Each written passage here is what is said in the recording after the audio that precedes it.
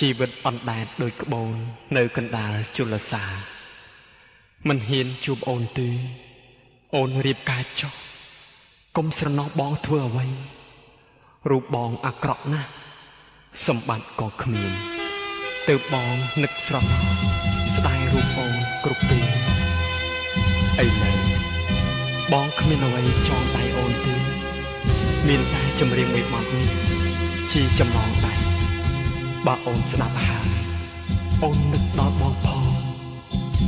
សូមផ្ញើចម្រៀងកំណររោងការចងដៃសង្សាររៀបការគូថ្មីរំលឹករឿងចាស់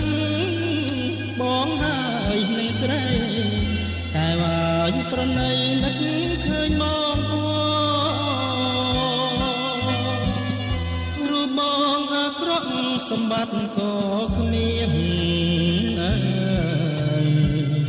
ព្រះលោកប្រទានឲ្យស្គាល់នួនល្អ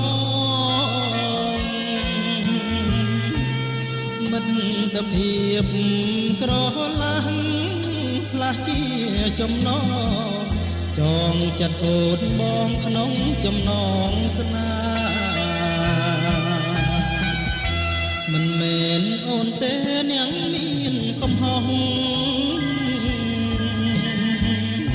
រូបបងជាប្រុសគួរខុសផងដែរខុសនឹងកូនខ្លោចាស់ទំព្រេងខ្មាលួងព្រាត់ទៅប្រាបងនឹកស្ដាយស្ងួនមករៀបការនៅឡើយតែប្រុសយកក្តីស្មោះរស់នៅលើក្បូនអណ្ដែតត្រសាទនឹកអាណិតខ្លួនរឿងរៀបការអូនឲ្យបងសោកា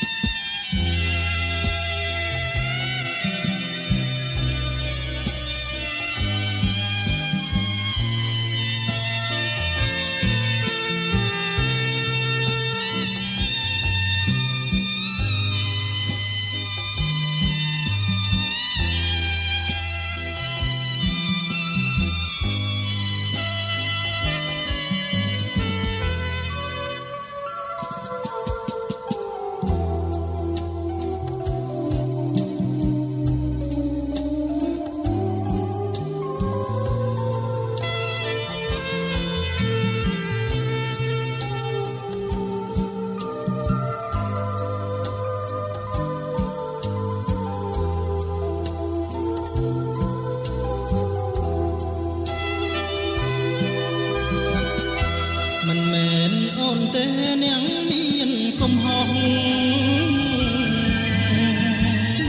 រូបបងជាប្រុសគួរខុសផងដែរខុស